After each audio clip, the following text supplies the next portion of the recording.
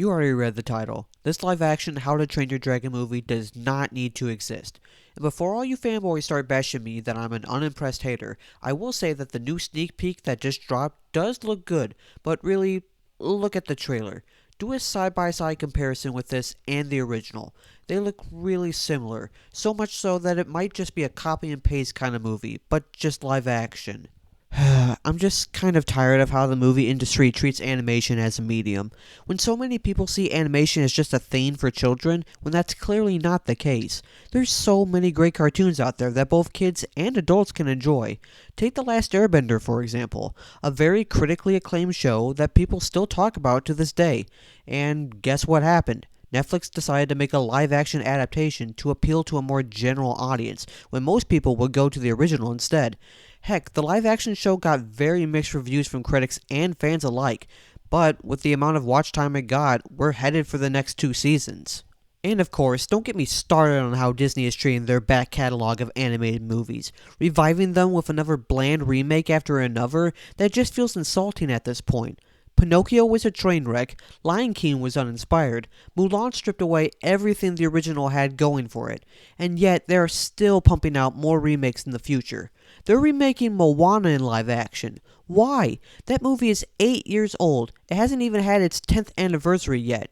And as of this recording, Moana 2 doesn't come out until next week. Even Dwayne "The Rock" Johnson has been trying to hype up this project.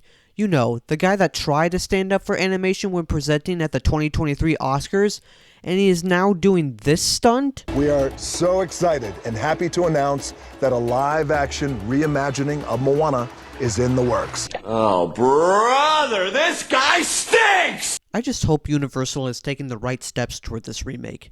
If you think about it, the first movie is what a lot of people would say to be a perfect movie in its own right. There really is no room for improvement here. Any unique changes could sway it away from being a perfect adaptation. This was kind of the same case for The Lion King 2019.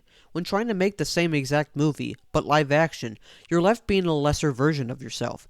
And I hope How to Train Your Dragon doesn't fall into that category. Adventure, wonder. And that's what this movie really packs. Alright, let's break down the trailer. First off, it's a nice surprise to see Gerard Butler return as Stork. That's kind of neat. I appreciate him doing this role again, even if it is live action. Also, I don't know too much about Mason Thames, but his casting fits perfectly well for the awkward hiccup. And I really don't understand the backlash that he and the actress for Astrid are getting online. Come on guys, it's 2024, let's not have a race discussion here. And of course, the real star of the show here is Toothless. Wow, 14 years and they still got the same dragon to do the part for him. Perfect. Okay, all joking aside, Toothless looks very accurate to his animated counterpart. I admit, he looks really good here. Heck, all the dragons we see here look good. If there's anything to give a big thumbs up to, it's the realistic, yet still slightly cartoonish look of the dragons. But of course, they teased the famous scene from the first movie in this trailer with Hiccup trying to befriend Toothless. And this is where I'm starting to get a little nervous. I'm gonna say it again, it's pretty much just a shot-by-shot recreation, and that's kind of concerning.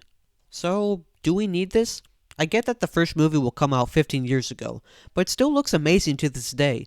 You can compare it to newer animated films around this time, and it doesn't look dated at all. And look, you could argue that this movie might be made for a newer generation. But still, the first movie isn't that old. The newer generation can just watch the trilogy. I really hope this isn't just a quick cash grab for the studio. But then again, with how the movie industry actually is, and how animation has been treated, this definitely seems like a film the studio would make, and that's a little saddening to hear. Welcome to Berk.